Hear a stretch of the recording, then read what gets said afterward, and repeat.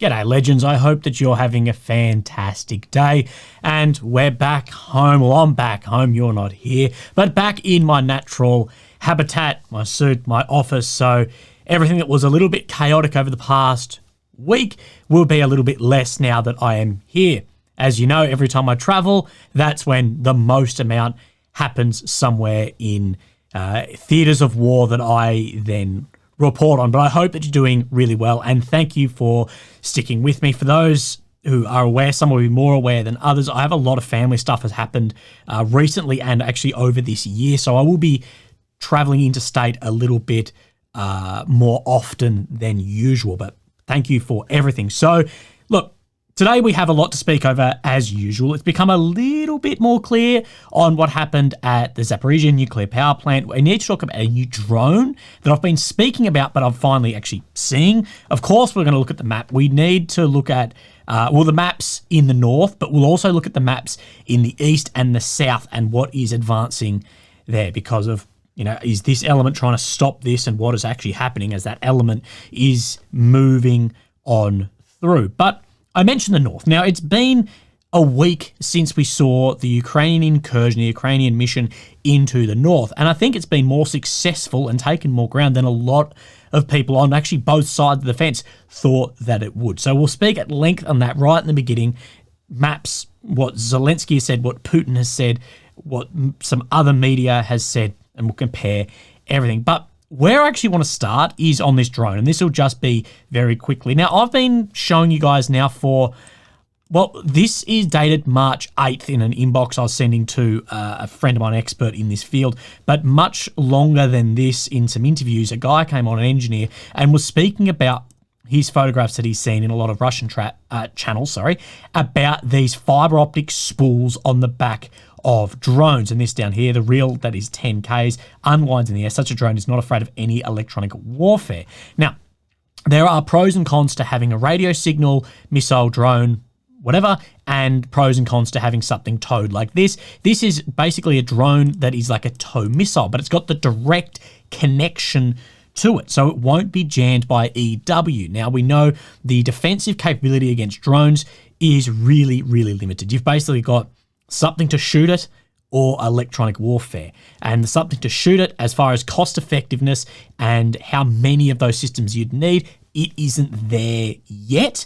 And this is just worldwide on those. And this is something that we have been seeing. Now, this is a photograph. I can't confirm where this is from, but it's off a random channel I saw of one of these unspooling. And what this is doing is taking away that radio signal that can be jammed. And these are some pages here claiming that these are, that Russians are now using fiber optic cable control. So for about a year, we'd speculated is something like this going to pop up. And these pages here, of course, I can't confirm that this is what it is, but it does seem that the footage here is a lot less choppy and much better footage than a lot of the analog signals. You can still see, of course, the battery information here. So it does appear potentially, this is of another one, this is of Ija Shahid, showing then in Kursk in Donetsk region. This is what we'll normally call the New York front, a new Russian FPV drone. This one here is the name. So again, we're seeing this reported that maybe those are popping up, and I don't know also on the Ukrainian side, the other side to this, if fiber optics are being developed or being used, but I've spoken to a few guys about this, and these are, unless the cable snaps, you need to physically hit something in the air. So something you and I have been speaking about, we've actually finally said. And while we're on the EW front, we know electronic warfare is everywhere all over the front line. And this is actually footage here of a Russian P-18 radar complex being HIMARS fired at it. Now, you can see that these HIMARS, GPS guided, will be getting spoofed because these are accurate, like unbelievably, unless something is hitting it. And you can see, now, I'm not showing this to show and talk about what damage did or did not occur to this. I'm not really concerned on this for this footage, but you can see that electronic warfare operating on the front line due to both of these missiles then missing. So interesting, of course, to look at. I'm not showing that for the damage. I'm showing it to show the EW and then on the drones. But look, we missed an update yesterday, so let's have a look at what is happening in the north as Ukraine has expanded its control here further. Now, two things of which scrolling Telegram or Twitter, I think you'll become very obvious, is it seems like Ukraine is taking a lot of Russian prisoners of war, but it does seem like Russia is destroying a lot of Ukrainian armor.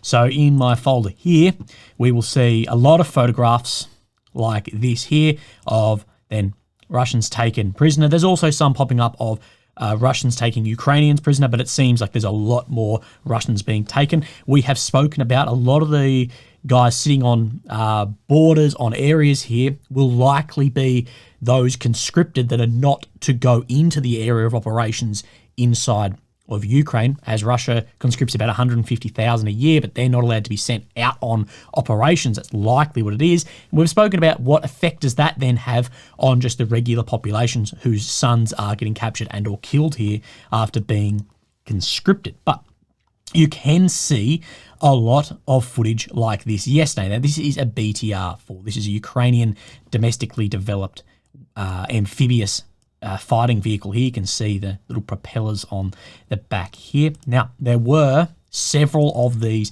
then destroyed on this footage here. Now, I'll show you the geolocation, and that will become more relevant as we go through the maps too, but a number of drones and strikes here. So look, the numbers I'm hearing is 7 destroyed, 1 captured, but with any numbers, I guess, take it with a grain of salt. Footage is on the Telegram. You can go and watch that yourself. But we also see that this was geolocated right out here near Gear E. Now, I'll show you on the maps. We'll actually probably come back to this at some point, but let's just zoom in Gear E. So it's way out in here. So what this tells us is there are operating a long way away from here. Now, this attack, at least by armoured vehicle losses, has failed in here, but you can see at the distance operating outside of what at least Deep State map is showing here of 28 from the border and 21 from the control. Somewhat ignore this map for now. We're going to show you more on where this is in a second. But as far as more strikes, that the UK's mixed messaging, the UK is like a girl on Tinder with its messaging towards Ukraine. We're fully back you for as long as it takes, no matter what it takes. Some weapons can be used inside Russia, others can't.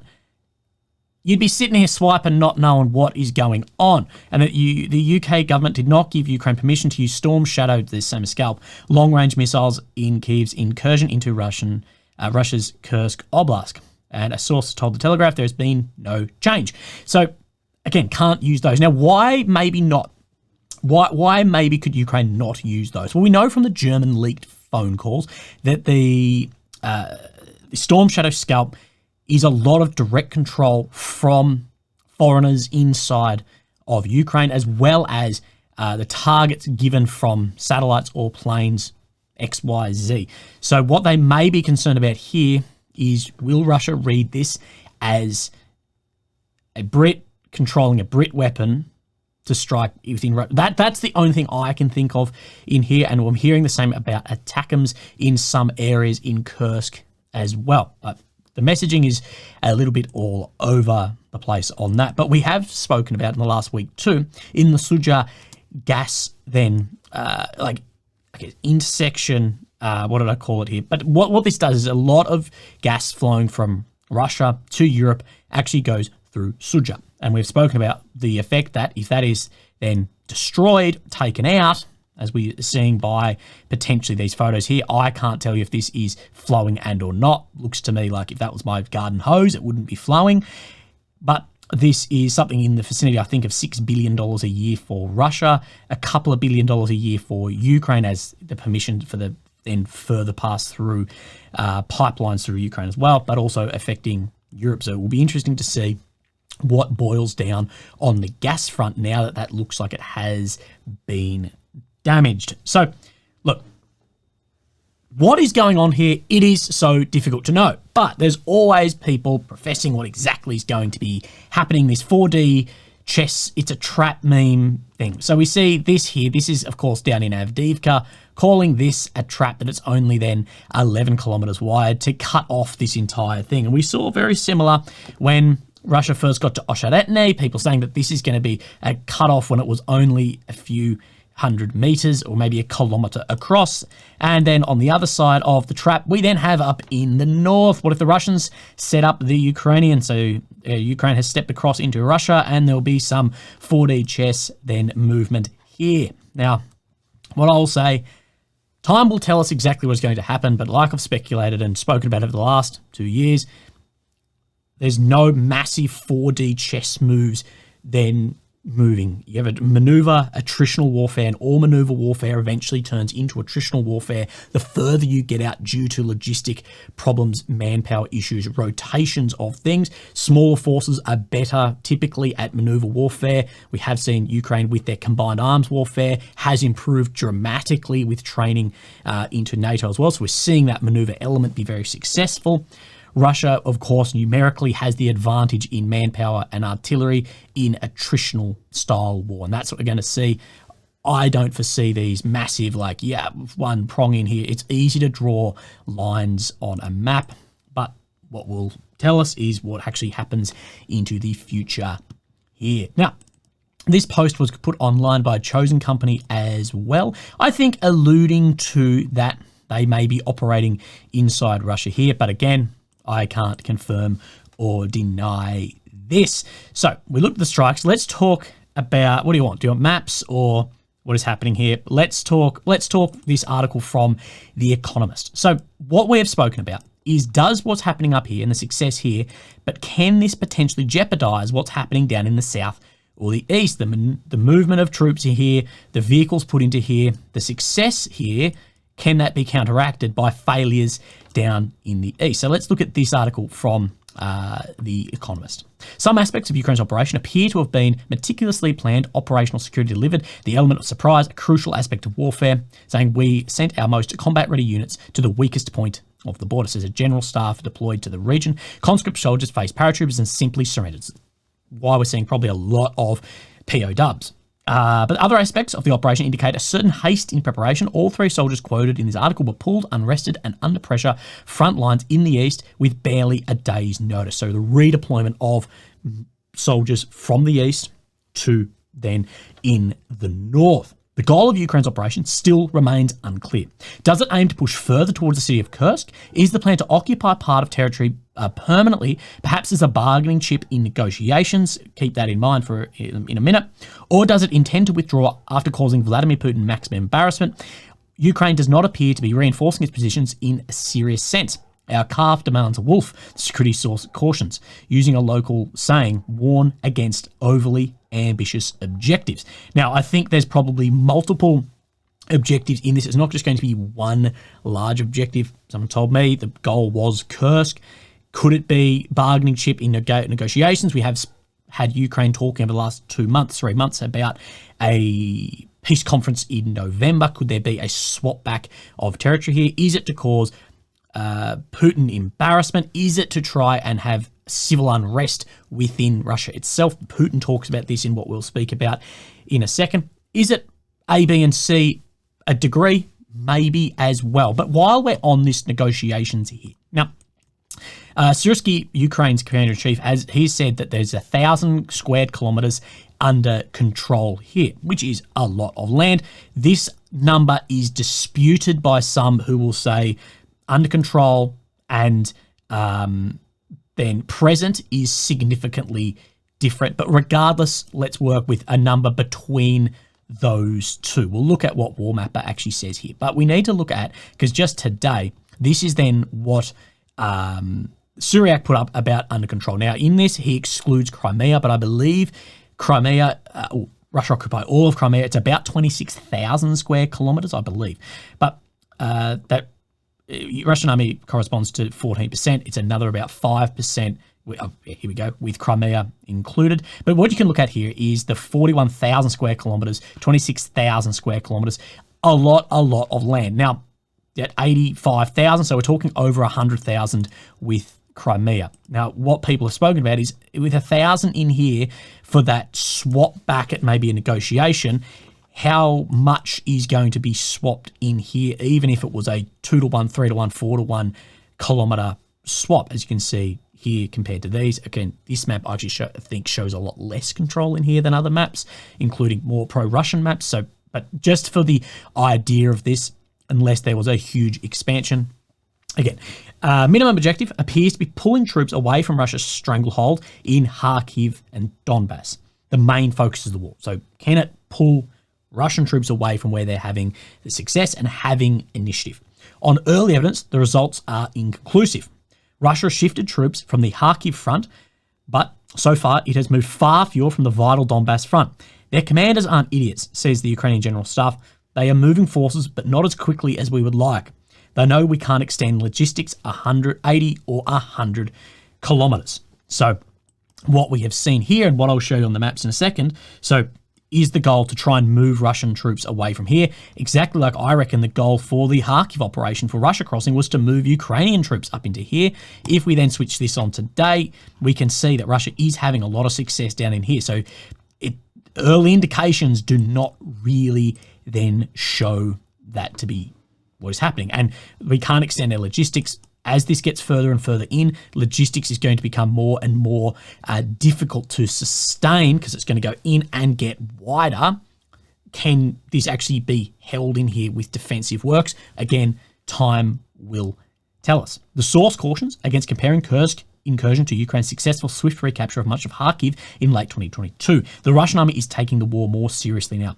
The danger is we'll fall into a trap. The Russians will grind our teeth down. On Sunday, Russia's defense minister claimed, albeit for the first time, that it had thwarted attempts by Ukrainian forces to break deeper into Russia. Now, this article then continues. Sorry, I was on the wrong folder. The mathematics of the war never favoured Ukraine. We talk about those numerical values, even from population through to conscription and just number of, say, tanks, which must husband its limited resources. An assault deep into undefended Russian territory risks making the situation worse. Maneuver attritional warfare. But the operation has already improved on one crucial intangible: morale. That has allowed Ukraine to cheat the odds for nearly 3 years now. Whether in government offices in Kyiv or frontline hospitals treating the wounded, I'd add another one here, or the way Western officials are viewing the war, the nation believes it has uncovered a vulnerability in Putin's armour. Tired, dirty, exhausted, the soldiers say they regret no part of the risky operation that has already killed scores of their comrades. They would rejoin in a heartbeat for the first time in a long time. We have the movement. I felt like a tiger. Morale is incredibly important. There was a huge morale issue everywhere on the front. I don't know how that will be. I know the morale would probably be very high in the north. But what is that effect in Avdiivka? If you're on that Avdiivka front now and you've had guys pulled away to go and fight somewhere and you are still moving rearwards but accelerated, what's the morale in here? And we have spoken about the goal in this is not particularly clear. I think we could see a Ukrainian withdrawal out of here and opening up just as quickly as we see them try and dig in lines and have a more sturdy defensive operation and actually occupy part of this land. Again, I know a lot of people say this is what it is or it's a trap or this or that. I don't think it is completely clear yet, and there's probably a lot of most likely course of actions and most dangerous course of actions. You'll see ML COA or MD COA, and you can have reserves ones of these as well within the command structure planning this operation here too. So again, time will tell us how this is going to look. Now, before we speak about what Zelensky and Putin has spoken about, let's then have a look actually at the maps here and see. Now, again, this map isn't really tracking this, so we get between the 12th and the 13th. Excuse me, an update to the most recent map, no update here.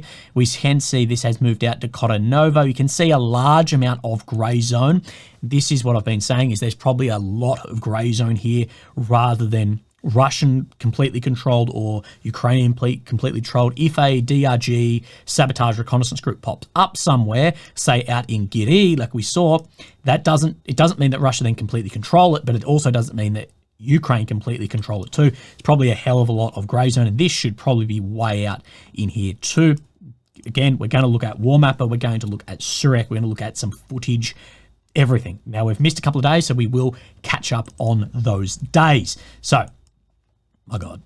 Let's have a look at the North number 1 here. And we'll just brush over these. So this was now 2 days ago, but you can see that Russia did take back some amounts of ground in here. And there has been a lot of fluidity on the front line of these going forwards and rearwards. And as we can see here, Russian army reversed Ukrainian advance, but then we will see that Ukraine reversed some of the other advances in other directions as well. Now, we will have a look at where Sudzha is sitting here too. We'll also look at the Noel reports map and what is actually occurring, who is occupying what in Sudzha. So you can see on this is then the Surak map, you can see there is some areas of Sudzha under control. This isn't that easy because it's not really northern lined, but what you can see is just the southern districts here have some Russian presence here.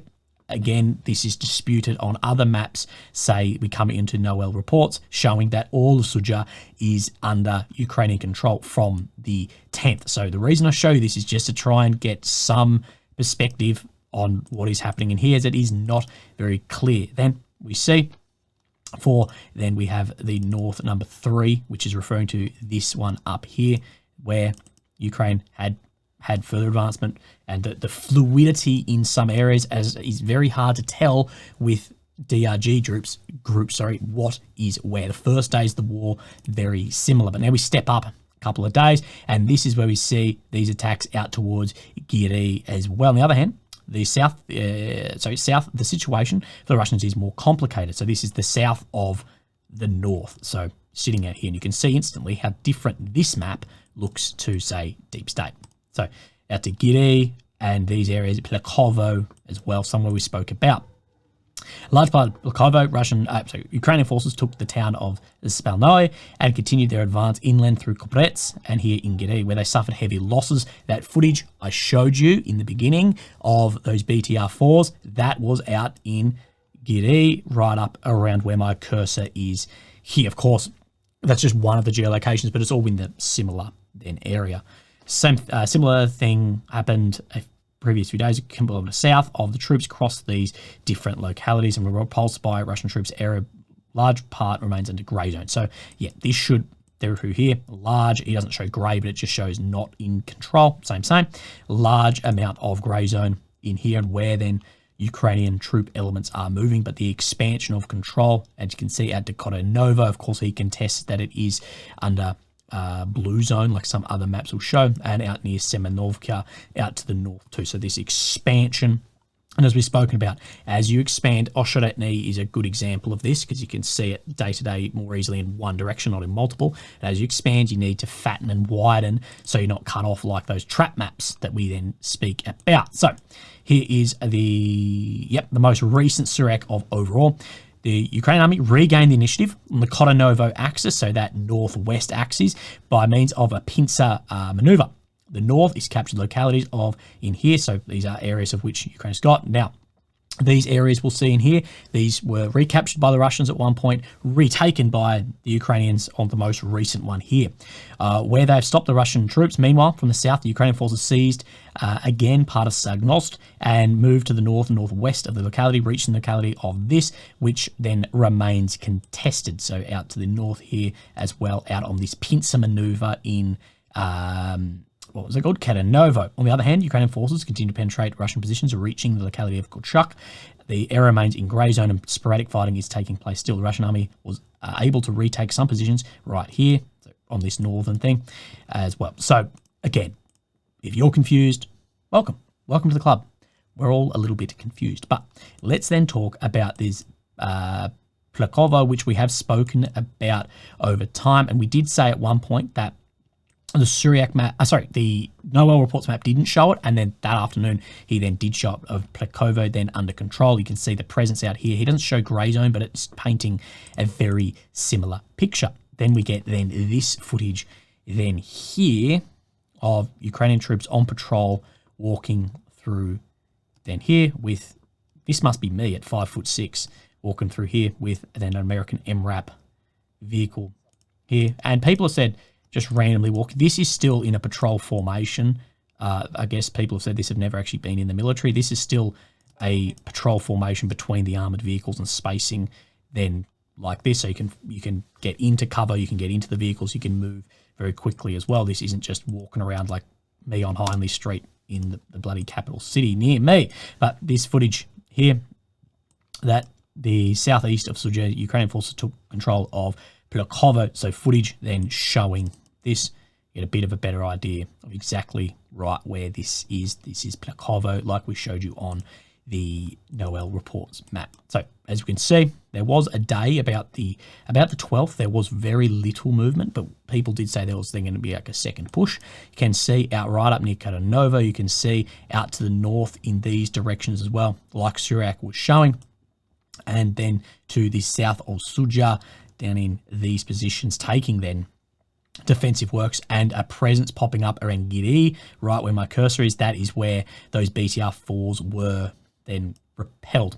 So to get an idea and understanding of exactly where the maps and stuff sitting in here is difficult, but it will become more clear if things on maneuver warfare are very difficult, especially when front lines are very fluid. Now, Warmapper is very conservative towards gains, and he has said, well, this was 1 minute ago from this point, about 40 minutes ago.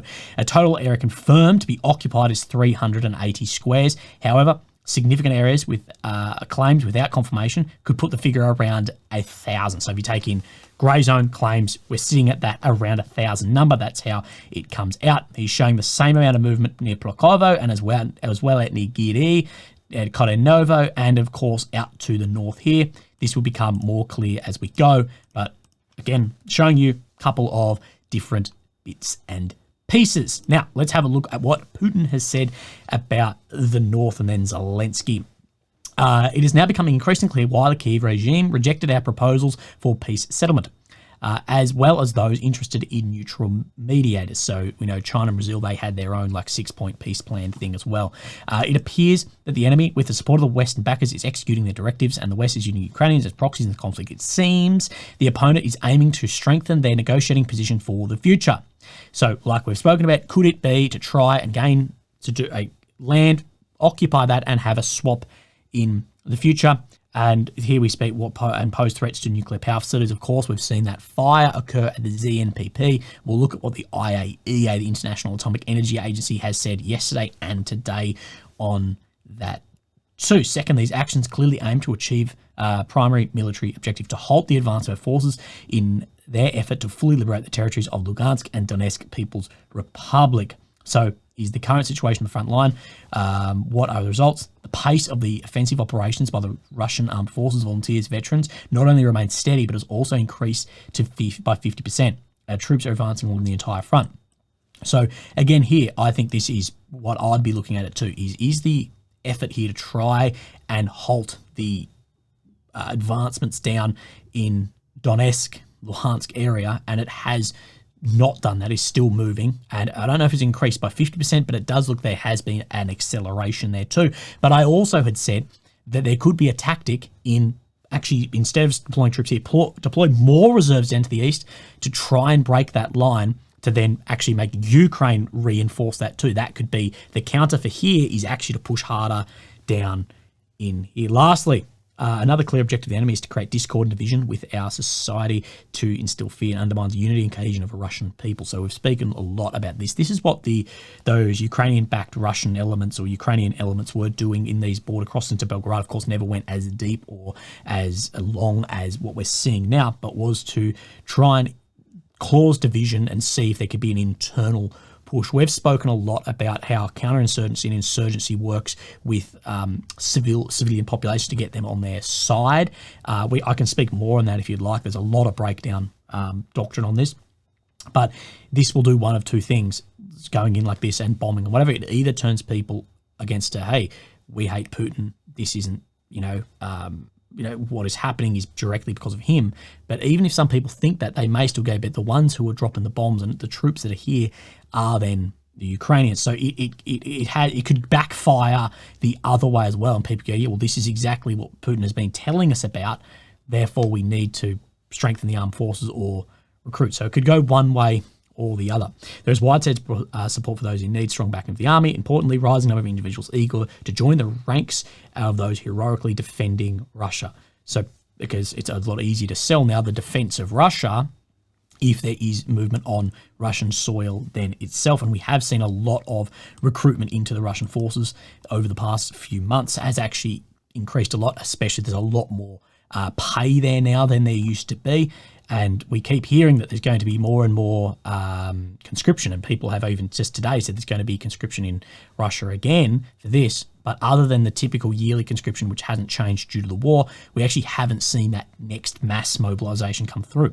The adversary, so Ukraine here, will undoubtedly face strong response, and all the objectives we have set will certainly be achieved. So there are people holding their breath to see if there's like a mass missile attack or something into Ukraine due to this. Several reports from Zelensky, Commander-in-Chief Syrskyi, about the situation in the front areas of our operation in Kursk region. We're expanding the area of active operations. As he reported that there's 74 settlements in Kursk, about that 1,000 square kilometers is what he has said in another quote. As well as he says hundreds of Russian servicemen have already surrendered. I'm seeing some pages claim 2,000. Again, those are claims on those pages. Hundreds seems probably more realistic. And we have spoken about the 74 settlements and 1,000 square kilometers. To quote War Mapper, there's what is confirmed and what is claimed. It is hard to get an idea because we just don't have the footage coming out yet, and the OPSEC has been very tight around this. He says, we're paying attention to every direction of our state's defence, frontline directions, Donetsk, Pokrovsk, Donetsk, Kramatorsk directions, and Kharkiv region, the south, and special attention paid to Kursk, and thus the protection of our border communities nearby. The Russian military presence on the border is being destroyed. The closer peace and security will be for our country. We have heard Zelensky talking about the pressure on Russia in the north to make then the guns fall silent.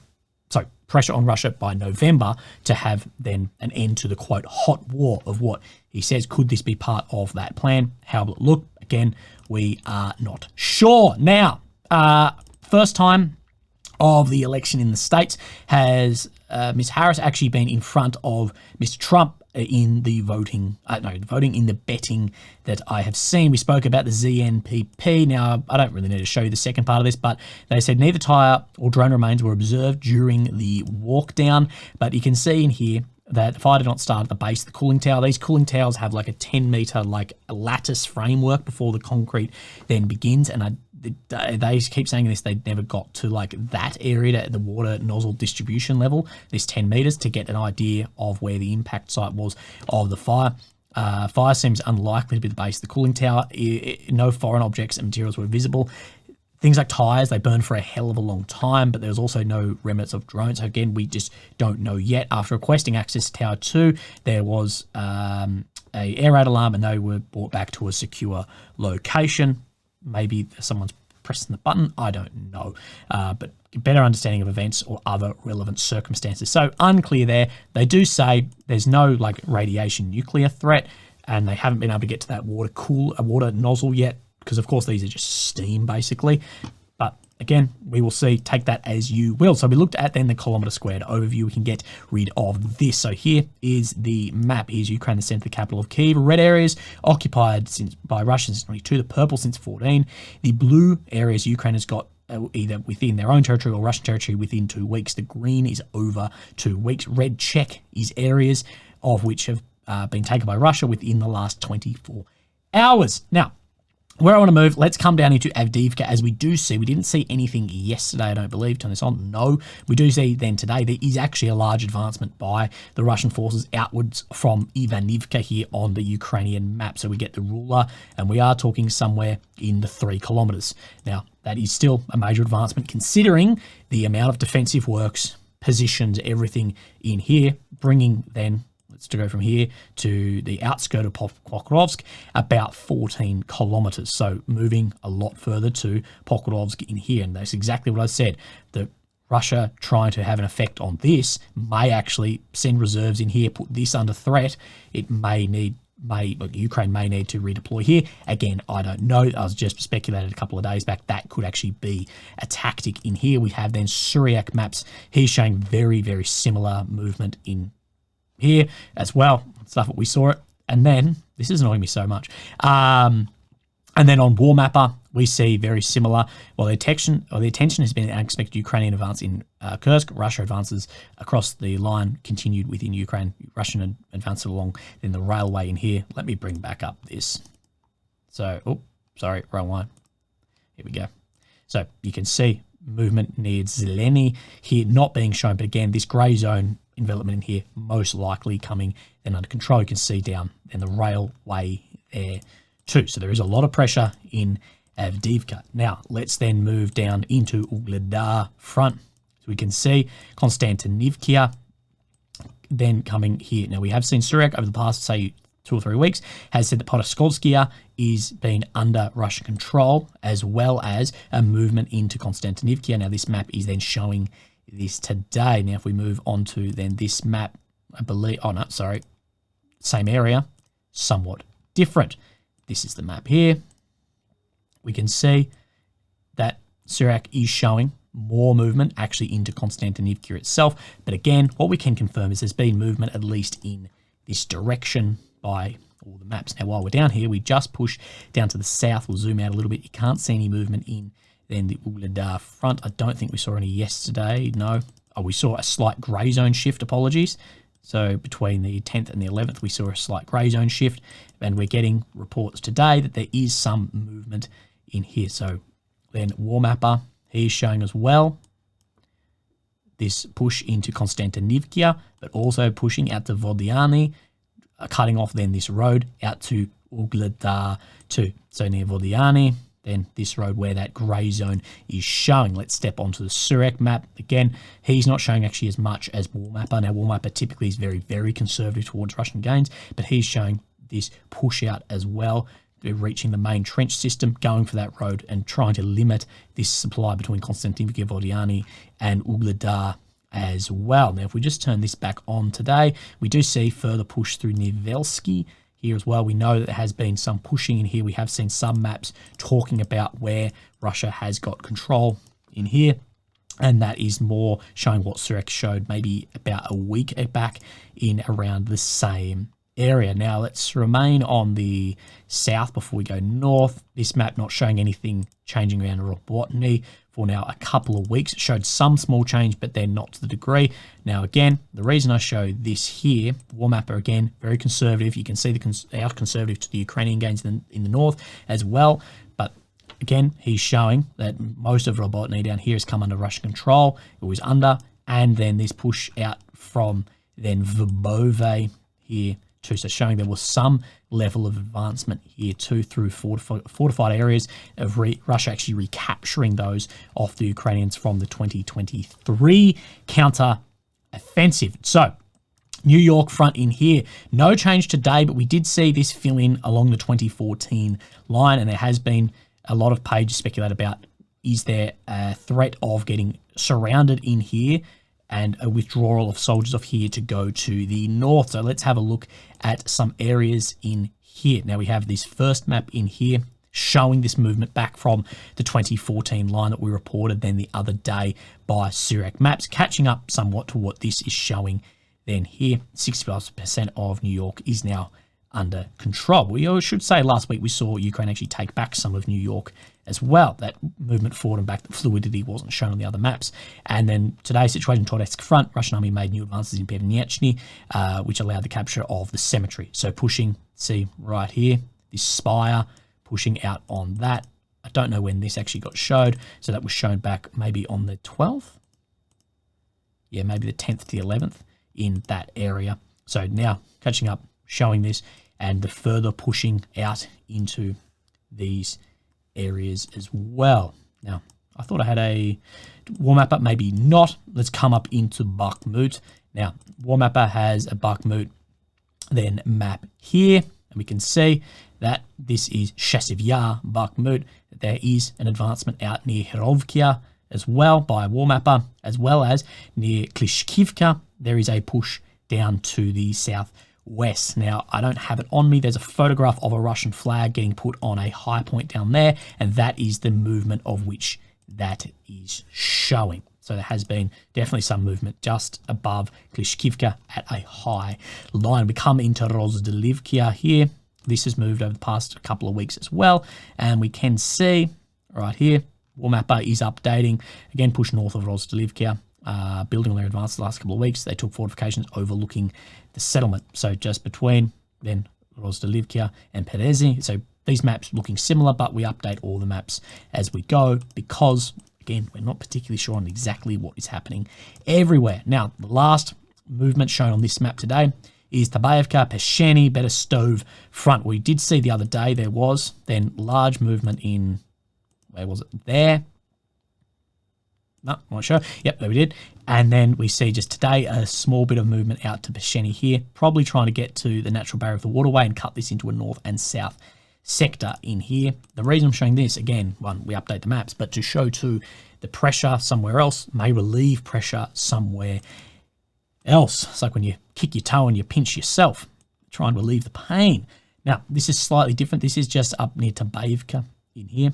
Russian army advanced west and north of Tabayevka, thus securing the locality completely. So up in here, he's showing that there is movement in here. This is somewhere we do need to keep our eye on. And then War Mapper showing then Peshani itself, but showing to the south of here at near Berestov, advanced beyond, therefore capture settlements of these in Luhansk. Clashes settlement have been ongoing for a year. That then out to the south of control here too. No more than this map, but he's just showing that there was definitely movement there. So what we can do is we can confirm 100% there was movement in here. Legends, that is all that I have for you, I believe, today. Yes. Damn, that's long. I just looked at the time. Have a fantastic day. Look after yourself. Sorry for missing yesterday, but I've got hiccups now. I'll speak to you tomorrow. Thank you. Bye-bye.